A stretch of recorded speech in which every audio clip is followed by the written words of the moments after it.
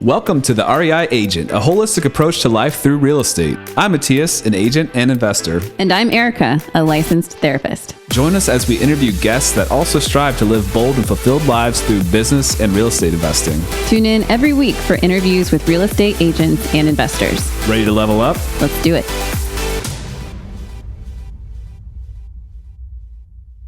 Welcome back to the REI Agent. Today I had the great fortune of talking to Kevin Bupp. Kevin is a commercial investor. He is focused primarily on mobile home parks and parking. So parking lots or parking buildings in cities. And it was really interesting to hear about those asset classes, the advantages of them and similarities of them and differences. It was really interesting also to hear about Kevin's story and how he kind of got into real estate investing. And he said he had a mentor starting at age 19. So he's been doing it ever since. And I wanted to talk a little bit about how I saw in him one of the key factors to being successful in my mind. And that is basically an openness or an excitement in others' success. So I think there's often people that feel maybe inadequate or self-conscious around other successful people. And that kind of makes them either avoid conversations and avoid getting to know them, or maybe even being a little bit negative towards them in some fashion or not. And I think that, if I'm somebody that could teach somebody something, and I think a lot of people that get into real estate investing and real estate sales want to pass on the torch. They want to mentor other people and help them at a certain stage. I think that happens all the time. And if I am interacting with somebody who, through their self-consciousness is kind of, being kind of mean to me or kind of treating me like that, like, a competition or whatever it is. Or versus somebody who is like very excited about like, tell me more, asking questions, getting engaged and wanting to do things for free. Kevin was working for free for this mentor at 19 while he was going to community college and bartending. And I think that is something that a lot of people would not do. They would want to be paid. They would want to, who's this rich guy not paying me money for helping him? He's got tons of money. Why can't he pay me? He should be paying me more. But Kevin understood that it was the connections he had, the knowledge that he could gain, that was worth. I mean, he could have. We talked about it in the podcast. He could have paid this mentor for his time, and it would have been worth it. And I think that's something that's just so pivotal to somebody's success. If you want to become successful in real estate sales, real estate investing, you should surround yourself with other people that are successful and learn as much as you can about why they do the things they do, how they do it, learn from their mistakes, ask advice, anything you can do to kind of get into their inner circle, honestly. And, that is going to make you fast track past a lot of the other, problems and heartache and the school of hard knocks that maybe other people have to go through. Books are another great way to learn that information. But I think if you can really have an in-person mentor as well, that's going to be just so vital. So Kevin learned from this guy in a smaller area. Then he moved to a bigger area. He found another guy that was even bigger, that fast-tracked him into a bigger scale.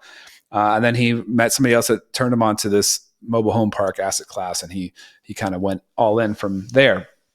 But it's just, that openness to learning and to growing and to not being threatened by others' success, being happy for others' success.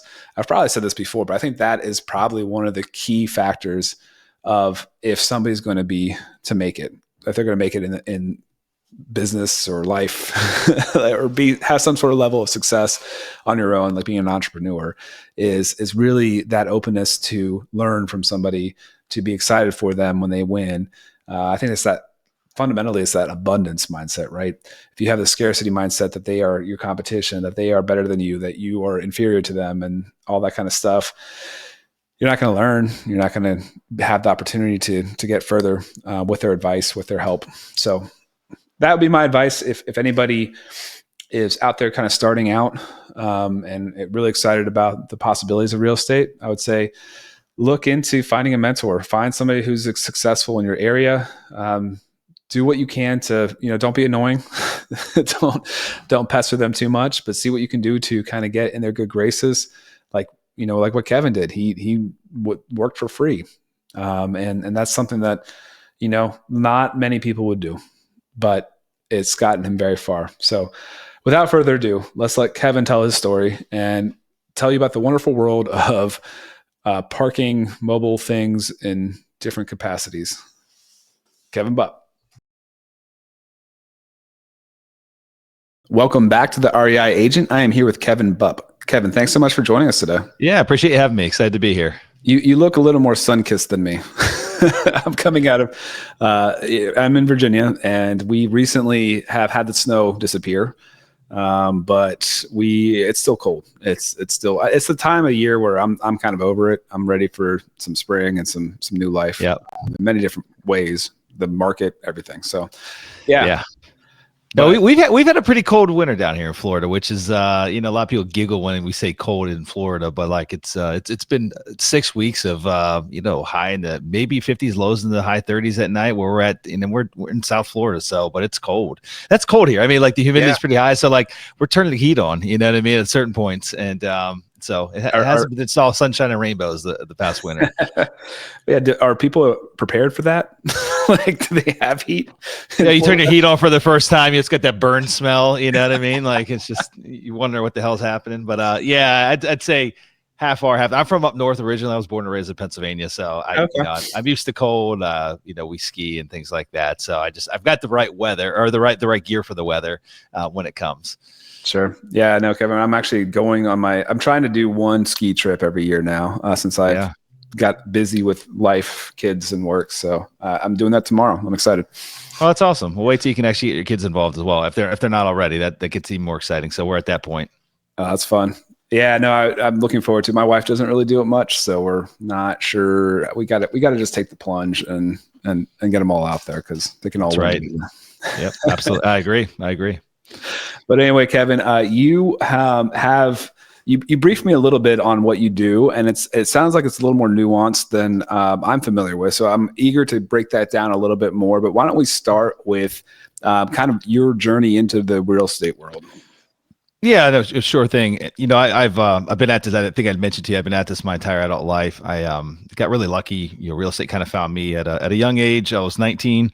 Bought my first house when I was 20, or first real estate investment when I was 20, which happened to be a single family home. And really that was at a point in my life where I was going to community college, not really knowing what I wanted to do when I grew up. I was always entrepreneurial as a kid. I had a paper route when I was 12. I learned how to install car stereos and amplifiers, and my brother's friends' cars, utilized my parents' garage. I'd go mow grass or shovel snow to make money. Awesome. I just was always trying to find ways to make money so that I could, my parent, I never went without. It was very blue collar upbringing, but we didn't have a lot of excess. And so, if I wanted something, I figured I had to go get it on my own. And so that's ultimately where the entrepreneur drive came from, was just, be able to buy the coolest bike, or, sports gear, whatever it was, a dirt bike at that point in my life. So, fast forward at the age of 20, or at the age of 19, I met a gentleman that happened to become my mentor. He was a local real estate investor in Pennsylvania, where I grew up. And, that was really, the kickoff. I got to know him as an individual. It was through my girlfriend at the time. She was, her mother was dating him, and it was a really odd acquaintance, but like ultimately we became good friends.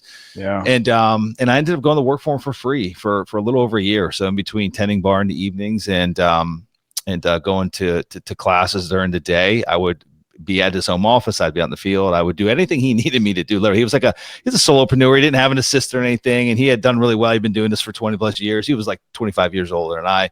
And I found a way to bring value to him. And that was basically being whatever he needed, right? To take some slack off his plate, returning calls, calling people, putting out signs. And I did that for over a year and learned. Is it for free? I did it for free. Wow, yeah, I did it for free. I mean, for me, I thought it was a huge win. Him even extending that. I mean, I kind of pitched him on the offer, and him saying yes. I was like, hell yeah, I'll do this for free. I mean, because in my mind, I'm like, I get to literally listen to him talk, talk the talk, walk the walk. Like, what's he saying? Why is he saying it? How's he saying it? And I got to, get to meet his network as well. He had a number of private lenders that had been lending money for him for many, many years. So I literally just got to plug myself in immediately to his ecosystem, which I thought was a huge benefit. And so for me, I still had a job, so I was still making money in the evenings. I would work typically like Thursday, Friday, Saturday night, tending bar, and I made really good money. And taking 12 credits of classes during the week didn't take up a lot of time, and so I had a good bit of free time. And so I didn't. It wasn't that much of a sacrifice. It was kind of just filling in some blank spots on my calendar at the age of 19, which there's a lot of it, right? Yeah. And actually doing something useful with it. So yeah, but Kevin, how many 19-year-olds would do that? Like that's I agree with you. It's an amazing opportunity, and it's worth more than getting paid. I mean, honestly, you could pay him probably and it would be worth it. But that is definitely not something a lot of people would take advantage of. So that's awesome. Yeah. A lot of my friends did make fun of me. They're like, "Why are you hanging out with this old guy, David, all the time?" So, but I don't know where I'd be at today if it was for, I mean, he literally, that was the moment in my life where I learned about real estate. It's the first thing I'd gotten excited about as far as like, what the hell am I going to do with all this energy and excitement I have for life? But like, I don't know where to apply it. And I wasn't very academically driven in high school. And so I was kind of just, even college, I was just going through the motions. I was like, damn, nothing excites me. Like none of this, I don't know where this is applicable in real life.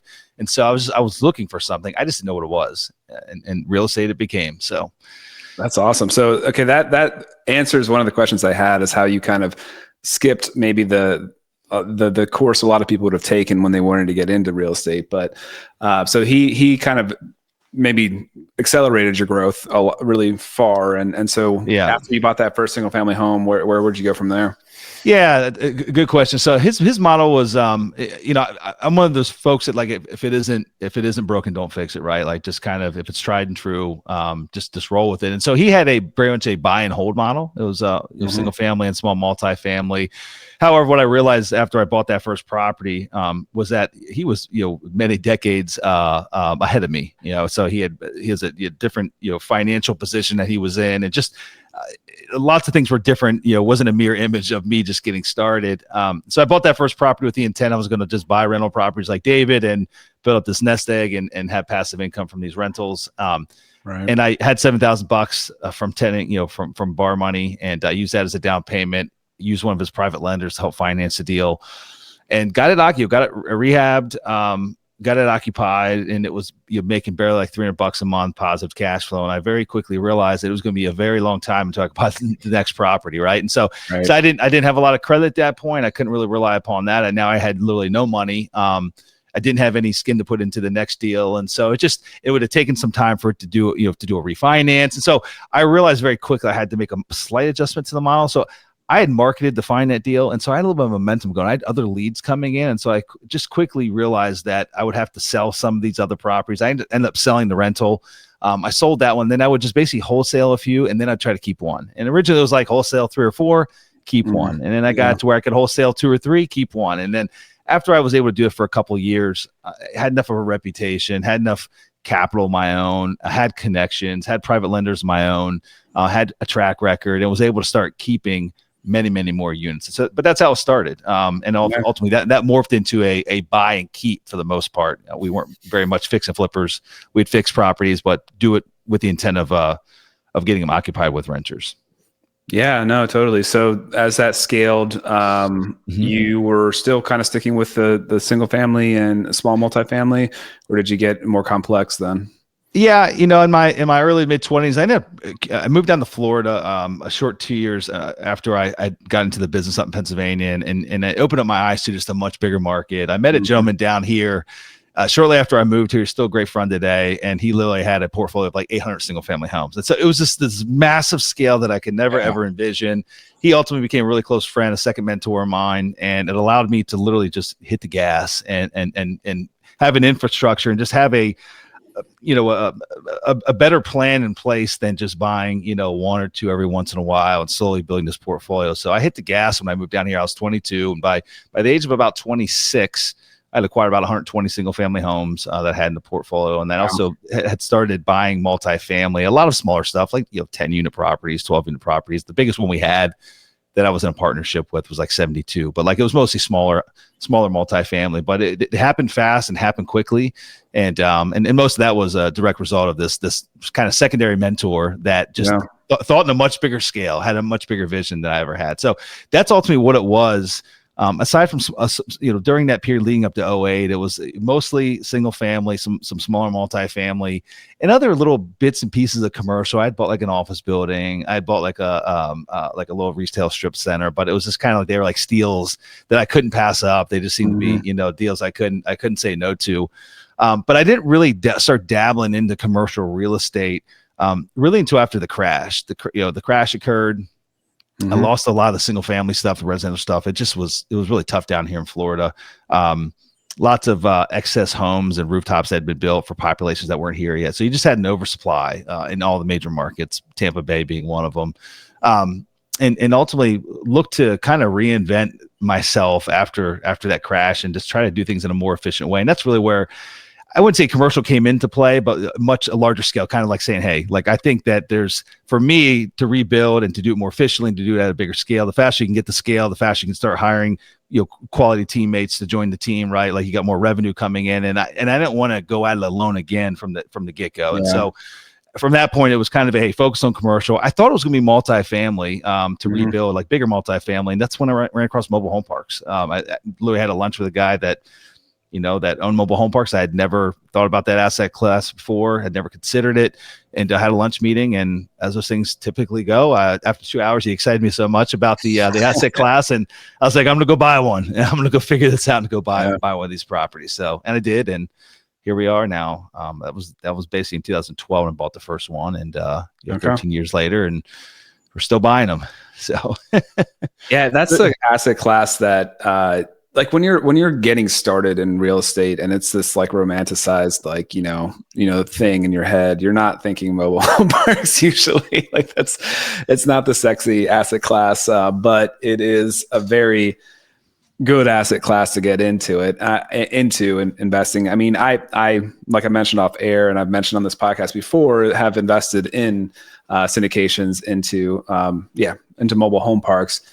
And I understand, but can you give us like a elevator pitch as to why that's a great asset class to be in? Yeah, I mean, first and foremost, I think we all have heard it many times that we've got a huge need for affordable housing in this country. And so first and foremost, like a mobile home parks, any market that you go into across the country, it is by far probably the most affordable housing option, non-subsidized housing option that exists. On top of that, there's a lack of new supply. So it's got this weird supply demand imbalance in that, it's in high need, high demand, but they're not making them anymore. There's a litany of reasons why, but it's more and more folks want to, at least investors want to buy into these parks. Residents that need affordable housing need them. However, there's not this new supply coming in the marketplace. So there's a couple of the big ones. But on top of that, the idea that there's a barrier to entry and that new ones aren't being built for us, that was something that really stood out to me, amongst many other things. But like that was huge, knowing that like we could buy a great asset in a great market, one that's in high demand. We could serve the needs of the residents that need affordable, non-subsidized housing, and know that another one literally couldn't be built down the road. Right. Like that's unique. Point. That doesn't really exist in any other asset class, really. Actually, outside of parking is really one of the other ones that we buy parking, and very few markets allow new parking to be built. So it's kind of got this barrier of entry in place that shields us from new competition coming to the marketplace. And then a litany of other factors as well. Like a lot of our residents own their own homes in our communities, meaning that they own the mobile home, right? And they simply pay us lot rent. We own the roads, the common areas. We own the entire community itself, infrastructure, and then they pay us for the the monthly rights to have their home set on that piece of land, have their own yard.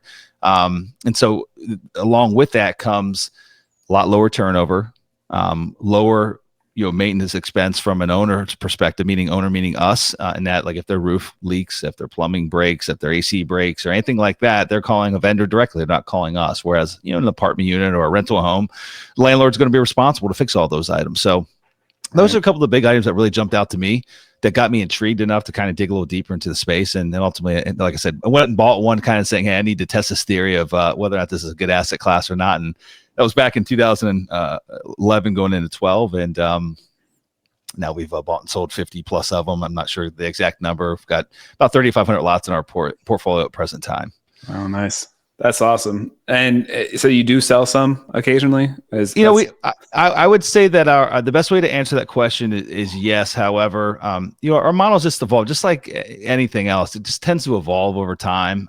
Whereas in the beginning, you know, we would buy assets, lots of big heavy turnarounds, mobile home parks that just need a lot of work, and we would hold them for a period of time. We'd either do a cash out refinance, some of them we would sell, but at that point we were in a position where we needed, in order to continue building the business, we need to be able to get some really big pops, and like cash out refinances help you get there, but they don't necessarily give you as big of a pop as if you're just going to divest of the asset. And so, I think it was fairly critical for us to really think along those lines more than just a buy and hold earlier on. However, I would say, again, looking back over probably the last even just 5 years, there's some regretful sales that we had. I wish we wouldn't have sold a couple properties, right? Like while we did really well with them, it's nearly impossible for us to replace those. So every time we sell one, it becomes inherently more difficult for us to find another replacement property that's equally as good, that we know as well, because I mean, if you've owned it for years, all the skeletons, right? All the good, the bad, the ugly. Whereas any new property, no matter how great it looks from the outside going in,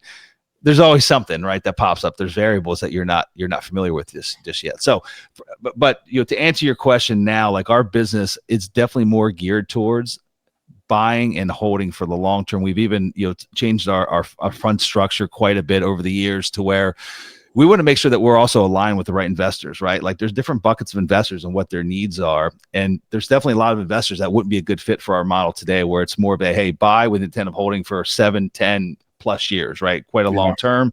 Like our investor base that we work with mostly are folks that are, they're not trying to hit home runs. They're not trying to take outsized risks. They don't need to recycle their capital every 3 to 5 years. Cause ours are more in the wealth preservation stage. Like they've made it.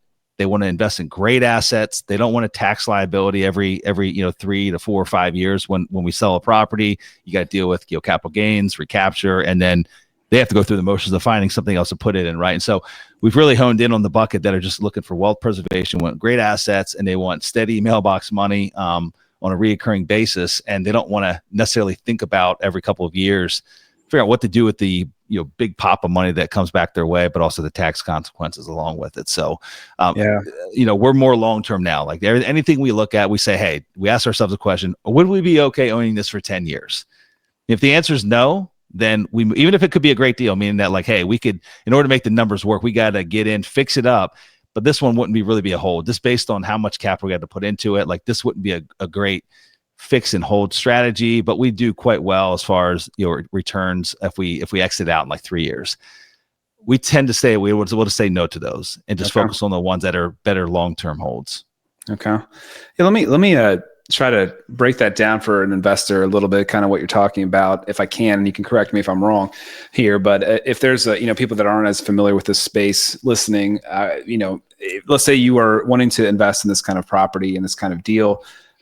There could be something like an apartment syndication, for example, where the intent is originally to sell it in maybe 2 to 5 or 3 to 5 years or something to that extent. The idea is basically a flip, but it's on an apartment level scale, right? So essentially make the budget, make the income higher. So either like with taking away expenses or reducing expenses, making things more efficient, raising rent, improving the property. There's all sorts of different ways to do it. But basically make the property a lot more value by making the income higher, and then sell it. And so some of those models would be, I'm going to invest money now, and then I'm going to be projected to get double or, have it. Yeah. I don't know if those are existing anymore, to be honest. It's been a little bit since I've looked at that model, but I think you're along the right lines. I mean, a lot of the stuff, if we want to use the apartment model, at least what it had historically looked like, it's probably a good one to use in that, and meaning that like the reason why we don't buy these, certain maybe fix or flip, and we'll buy something that's fixed up, but like if we have to flip it in order to make the numbers work, and a good example is like what apartment deals look like over the past probably 5 years prior to rates going up. A lot of them, they were negative cash flow. Like you weren't getting distributions. If it was a 3 to 5 year projected hold, you were not getting distributions as an LP. Like all the projections and all the even if they advertise annualized cash on cash returns, that was after the exiting the property. It's not during. So Yeah, they had to sell the property. Most of the time they were buying it at a negative leverage. They had to get high LTV bridge type loans in place that are incredibly expensive to carry over a couple of years. But the deal only made sense for them getting high leverage on the front end, having variable rate debt, no distributions during the business model, increasing rents, improving units, putting a lot of money back in, doing better operations. But really, the value came at the back end during an exit, and a lot of times there wasn't enough. If they were just going to do a cash out refinance, there wouldn't be enough to make their investors whole at the time that they went to recap the property. And so for that reason, most of the time they'd have to sell completely outright. And the numbers look great, at least back then before rates went up. But ultimately, there was no cash. It's almost akin to that of to a certain degree, not in the same level, but like the risk of a development deal, right? Like time is the risk in a development deal. Right. There's no cash flow, there's no income coming in, and it could be a few years before that development is vertical. And so in between that period of time is a risky era. And so I think like the multifamily model of years past, where it didn't really cash flow, negative leverage, and it was just get in, fix up, assume that rates are going to be low on the exit. And in fact, a period of time, there was this compression happening the whole time, right? Rates were going down. And so you could be a really crappy operator back then, literally, and still look like a genius and make money. And so for us, it's got to make money going in. It's got to have, we got to be able to actually start making distributions to our investors, like on the front end. And, that might not be, 8% out of the gate. There might be only 4%, but ultimately we know that as we implement our fixed strategy, that we'll be able to increase revenues, lower expense, whatever the business model is for that particular property, and steadily increase those distributions over time. But like, we won't go in with, the idea that it's got to be a buy, fix, and then flip strategy in order to make it work. Sure. I mean, that's probably the best way to describe it. It's like buy and hold versus flipping, right? I mean, so like it's just on a much larger commercial scale. So that's what the apartment kind of model was, and still is happening for sure. But like, so you project, getting maybe whatever X amount after it sells. And then you, like you said, you'd have to pay capital gains tax and things like that. You have to worry about what to do with it. And your model is more like buy and hold, essentially. That's a good comparison. A lot of folks, if they know single family, then like you might flip it might be a $400,000 acquisition. You put 200 into it, and then you sell for 800. Right? There's a $200,000 potential profit there. However, that deal, if you're like, well, I'm just going to buy that one, or I'm going to fix it and rent it, and when the 1% rule, right, you'd have to be able to rent that thing for $6,000 a month in order for it to make sense. Where a lot of times a $600,000 house, or an 800,000, however you want to look at it, probably wouldn't rent in a lot of markets for that price, right? It might be maybe 4,000 or 3,000. So for that reason, it's like, I'm not going to get hardly any return. It's going to be a crappy return. I could do better buying treasuries or whatever else than keeping this as a rental. However, if I flip it and to keep, rolling those profits into other things, that would be the better use. Yeah. No, that makes a lot of sense. So what size properties are you looking at typically? I mean, is there like a minimum lot number that you guys look for? Yeah, I mean, for the most part, the bigger the better is the best way. So there's really no max size. Sure. On the I guess on the what the floor looks like. If it's in an area where we don't own anything else, to we're not just like maybe tacking on a smaller property, like 80 to 100 units is kind of the the minimum. However, we're literally buying it. It's probably the smallest property we've bought in a long time. It happens to be 5 minutes away from 2 other very large properties we own. And so it's pretty easy just to kind of tack it onto our existing management. We're buying a 30, I think it's 33 or 36 space property. But that's kind of an anomaly. At the end of last year in December, we closed on fairly large property, 503 sites. And then the year prior to that, the biggest property we've ever bought that was one single mobile home park is 738 sites. So it's the size of like a small city. Wow. That's awesome. Yeah. Okay. So now give me the elevator pitch on parking. This is a territory I don't know as much about. Yeah, no, it's very similar to that of mobile home parks. There's this, unique supply demand imbalance in that, litany of factors. But one of the big ones is that the majority of, and we only really look at like core markets. These aren't like, secondary rural areas or anything like that. These are like downtown CBDs, near the courthouse, near near entertainment venues, whether it be, sports stadiums and music venues, what have you. Like there's got to be a lot going on. And typically that means it's somewhere in the core CBD of a city, of a larger city. And so, something unique that happened in the past decade or so is that a lot of all these major cities across the country, there's 100 plus of them that basically have done the same thing. They've eliminated parking minimum requirements from new developments that are taking place. And so what that means is that historically, if a developer came in and said, I want to build a multifamily high-rise structure in the middle of downtown Charlotte, it's going to have some retail as well, this, that, and the other, they'd be like, fine, all good. We agree with that. However, for every 1,000 square feet of residential that you have, we're going to make you put in, whether you think you need it or not, we're going to make you put in 1.45 parking spaces for every 1,000 square feet. Most municipalities had a formula like that. They require you to put in a certain amount of parking, whether you believed you needed it or not. And what they realized is over the years, over the decades and decades, a lot of cities had excess parking. They had parking that wasn't getting used, and parking that wasn't as tax efficient, right? So if you got a condo tower, multifamily tower, and a portion of its parking, that the tax basis on that parking portion is not nearly as high as what it is on the residential portion. And so, and on top of that, the developers, given the choice, they would have built more apartment units, right? Not parking that's not being needed. So anyway, a lot of those parking requirement minimums have been eliminated. And so what you're finding is now there's a shrinking supply of parking in all these major markets because new developers are like, well, I'm going to build as much as I think I need, which, I want to make more money. I'm going to make more of a return on the multifamily or the condos, whatever it might be they're building above.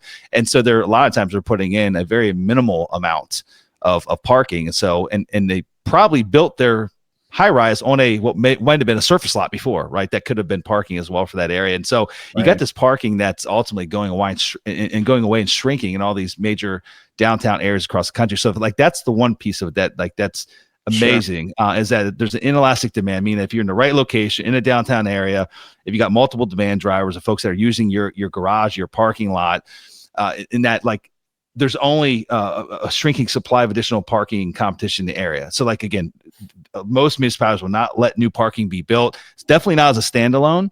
And again, if it's a developer building some type of mixed use property, they're going to put in only the amount they need for their people. They don't give a shit they don't care about transient parkers or anything like that. They only want to serve the needs of the people that are in their tower. Right. Right.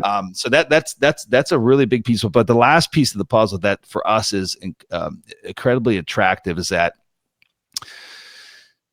for us, it's irreplaceable real estate. I'll give you an example. We just closed on a property a month and a half ago, and I used downtown Charlotte because that was fresh in my mind.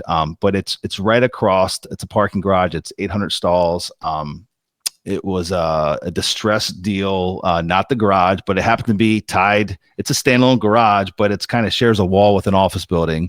And the largest lessee of that office building left, and they occupy 80% of the space, right? So through that whole deal and the special servicing, we got creative and split the two out, and gave the office to somebody else that really wanted to do a conversion with it, and we kept the garage, and we got that really good basis. But long story short is that garage is directly, when I say directly, it's like a stone's throw across from the Spectrum Center. That's where the NBA Hornets call their home stadium.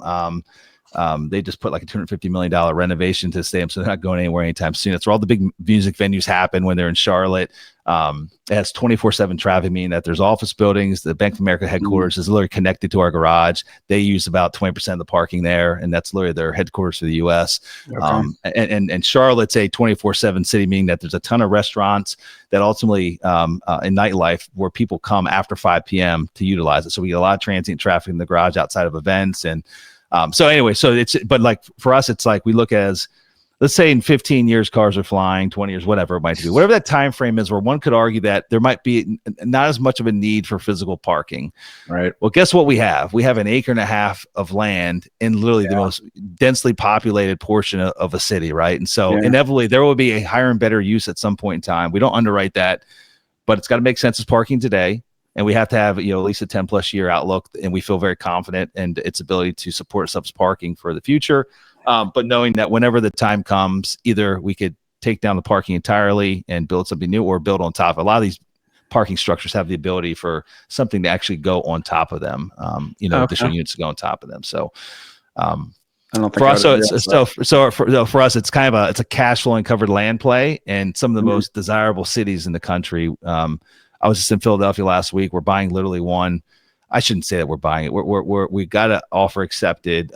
We're going through the process, so anything could happen. But it's a block away from the Liberty Bell. It's 2 blocks away from Independence Hall. It's in Old Town Philadelphia, where literally parking is at an all-time high shortage, and there's no new parking being built. And so again, irreplaceable real estate is kind of the name of the game, but cash flowing while we hold on to it. Yeah, that makes a lot of sense. That's not an angle that a lot of people would think about, really, but it makes a ton of sense why it's appealing. And I would imagine the same regard, there's less maintenance involved than like an apartment building would be. I'm actually curious what kind of maintenance you're looking at for running one of those. Yeah, like a garage. I mean, it's a concrete structure, so a lot of it depends on the environment that it's in. You give you 3 extreme examples. We own one in downtown Phoenix. It was literally built in the late 50s, but it's so dry out there. They get very little precipitation that thing literally looks more pristine than the garage in Philadelphia that was built like 1988, right? Like, and so. But in Philadelphia, you've got extreme colds, you've got extreme hots in the summer, you've got salt and all that crap that's on people's tires, right? You get a lot of precipitation in the springtime.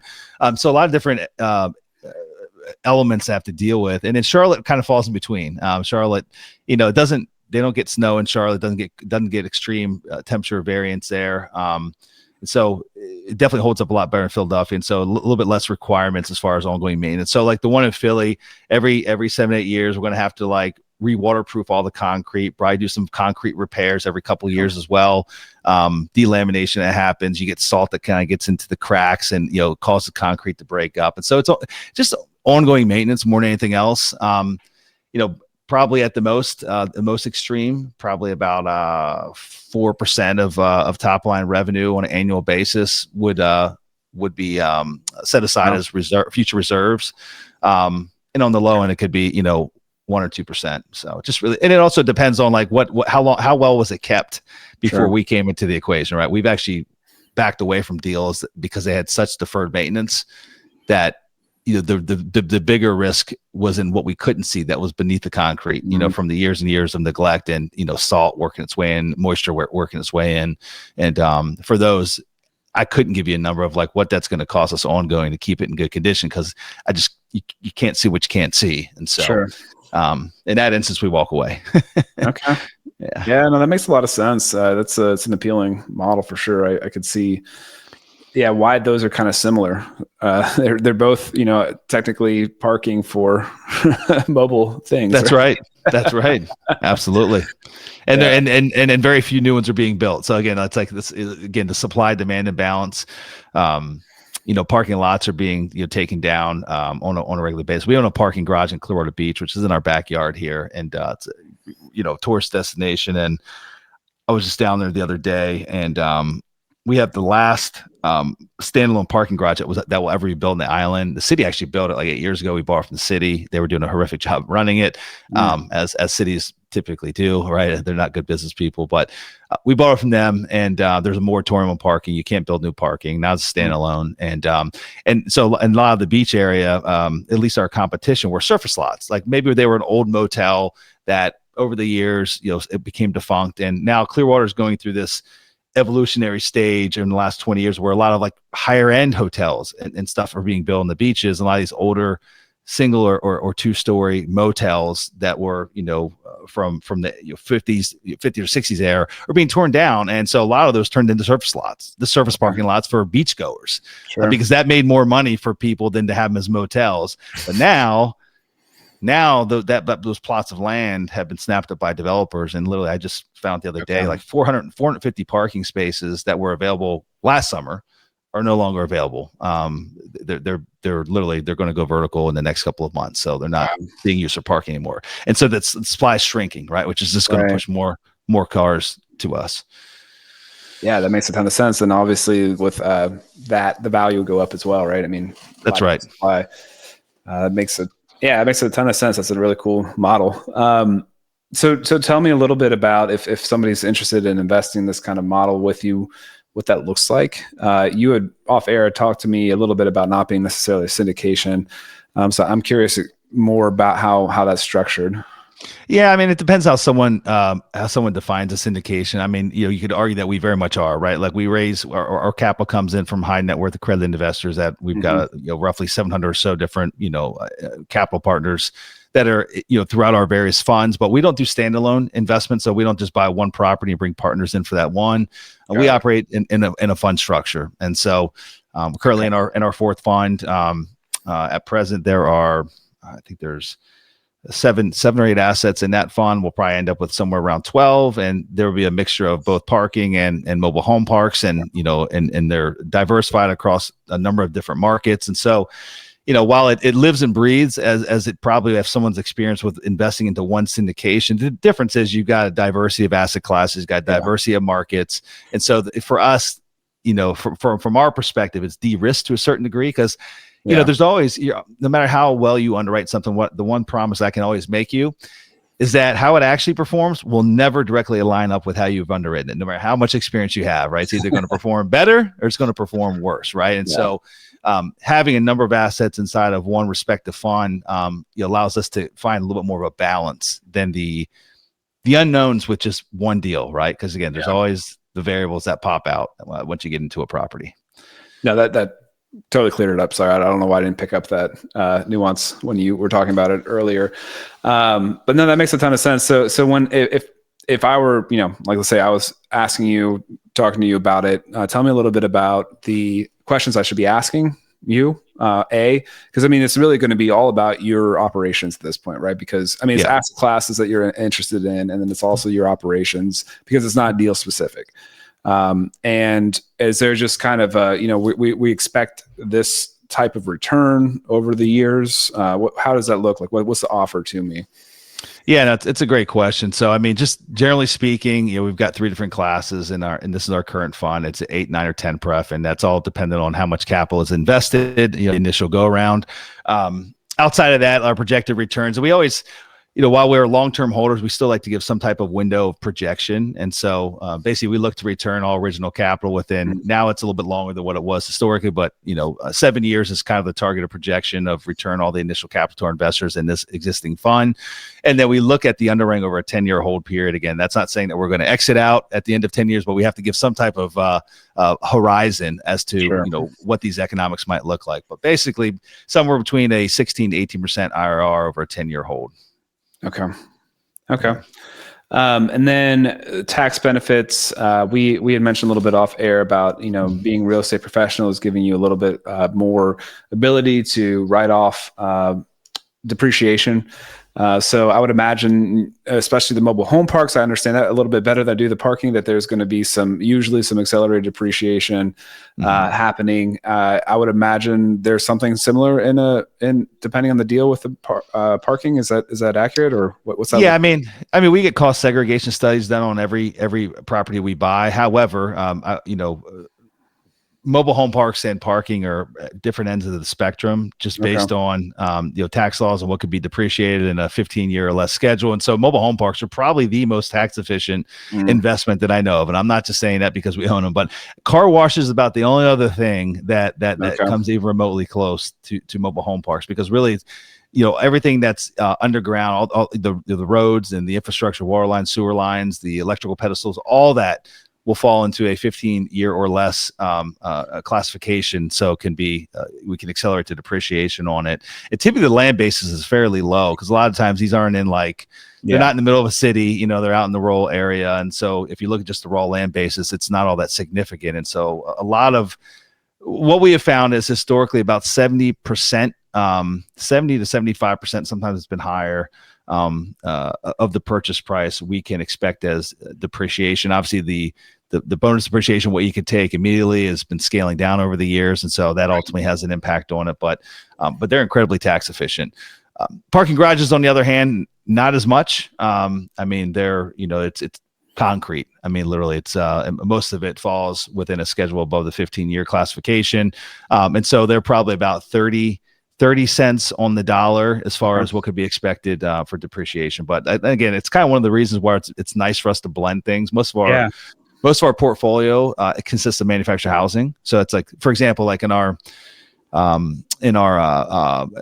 in our current fund, there is only one parking asset at present time. There will probably be two. In our last fund, we only had two parking assets. There was 11 mobile home parks, two parking assets, right? And so it really does balance it out quite a bit. Yeah.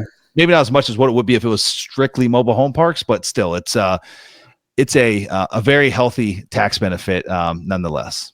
Yeah, no, it totally makes sense too, though, because I mean, you can mix in that, the prime location of in the city center, where the mobile home parks are not, right? So you have that long-term play as well. That makes a ton of sense. I like it. And if people are a bit confused about all that jargon with the depreciation and all that kind of stuff, it just basically, if you're a real estate professional, you can claim a little bit more than non-real estate professionals off of your income. Right. So if you're like a real estate salesperson, you could write off a lot more than somebody else could that is in a, that's right. And that amount is decreasing, but maybe that will change here. I hope so.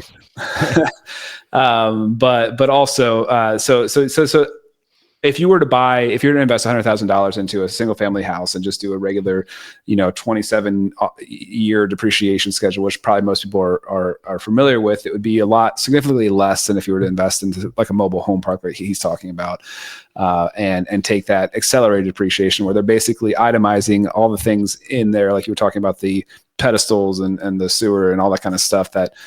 If you itemize all those things and depreciate them on a different schedule than the 27 years that we're all used to, they might, I don't know what they are, but like they could be like a HVAC would have a different schedule than a roof or whatever. And so that just kind of makes it faster that you get to depreciate more at the beginning. So that's right. And then, in a parking garage, it's like a 39, most of it's under a 39-year schedule. I mean, it's literally concrete. There's not many AC systems. Sure. There might be elevators and things like that, right? And some lighting, but like most of the structure is concrete and steel rebar. Which, I mean, it's nice too, right? Yeah.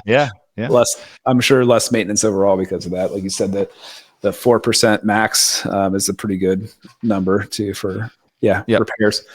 That's fascinating. I mean, really, really cool, deep stuff, Kevin. It's been really fun chatting with you because I'm feeling like you. I'm feeling hyped. See if I go buy a mobile home park or see if I can approach the city about their parking lots. I'd love to help you. You let me know. But Kevin, if you had to pick a favorite book or fundamental book or something that you're currently reading that you think you would recommend other people to read, what would that be? Yeah, I'm going to give one that we just handed out a bunch of them we had an annual meeting with our entire staff, and we handed it out. And it's probably the book I've handed out more than anything else, or maybe Think and Grow Rich. I probably have handed out the most over my lifetime. That's definitely a favorite. I try to read that at least every couple of years. I'd like to say every year, but I don't. But I think that's a phenomenal foundational book. Yeah. But the one that I'm referencing is called The Go-Giver. It's a short book. And I always forget the darn name of the author. But in any event, it's a short read and just really about making a positive impact in everything you do in your life, whether it's personal, professional, and just anyway. I'll leave it at that. It's a phenomenal book, short read, but very impactful. Yeah, those are both really good. And that's a good reminder that I should probably go back and read both of them. It's been a little bit. Yeah. That's great. And then you've written a book. I see it in the background there. Tell us about that. Yeah, I mean, so you can see behind me here, The Cashflow Investor. Really what all me that book is, it's twofold. I've been hosting my podcast now, my Real Estate Investing for Cashflow podcast for it's 11 years, a little over 11 years. And I've interviewed some incredible people over time. And like, I always try to, if I can truly find a golden nugget in there, and, I'm really specific about implementing into our own business, right? Taking ideas from others and just leveraging it and helping grow our business, do things better, do things more efficiently. And so there's lots of lessons I've kind of taken out over those 11 years of interviewing just some brilliant folks. And so I've kind of integrated those lessons into that book along with my own journey. Just 20 years of in different types of real estate investments, what ultimately, case studies of deals that we've done right, case studies of some deals that went not entirely right or incredibly wrong, right? And just lessons learned from those. So it's a little bit of me, a little bit of hundreds of others that I've interviewed over the years. And then, I go into depth about kind of some of our favorite asset classes. So Sunrise Capital only invests in two. We stay our lane. We focus mobile home parks and parking. And literally up until 6 years ago, it was just mobile home parks. Like, I don't like to dilute my focus on other areas. But I do a lot. I like a lot of other asset classes. So in addition to those two, I go into depth about ALF, assisted living facilities. I love that asset class. I love medical office. I love multifamily. I've got a lot of personal capital in different multifamily projects. And so anyway, just it's kind of through my lenses, as well as a few hundred others that I've gotten to know over the years that I feel like have grown incredible businesses and are brilliant people. So I feel like you can learn quite a bit from the book. Awesome. Yeah. And then is there anywhere else people could reach out or just follow you? Social media, website? Yeah. And if you want to grab I forgot, we've got a link that we just put up. We put up last week, and I almost failed to mention it. As far as a free copy of the book, like you can go on Amazon if you want to grab it. But for those that are tuning in, if you want to grab a free physical copy of it's not just a PDF, it's a physical copy. I think you just have to pay like $6.50, shipping and handling. You can go to kevinbupp.com/free book. Again, kevinbupp.com/free book. And then as far as your question about social, I'm pretty active on LinkedIn. I'm pretty active on Instagram as well as Facebook. And, my last name's unique enough, Bupp. You just type in Kevin Bupp. I'm probably the first one that pops up there. So I shouldn't be too hard to track down. It's the benefit of a unique name, right? That's right. At least yours is easier to pronounce. Yeah. Yeah, Kevin, thank you so much for being on. It's been a pleasure. Yeah, appreciate you having me. It's been a lot of fun. Thanks for listening to the REI Agent. If you enjoyed this episode, hit subscribe to catch new shows every week. Visit reiagent.com for more content. Until next time, keep building the life you want. All content in the show is not investment advice or mental health therapy. It is intended for entertainment purposes only.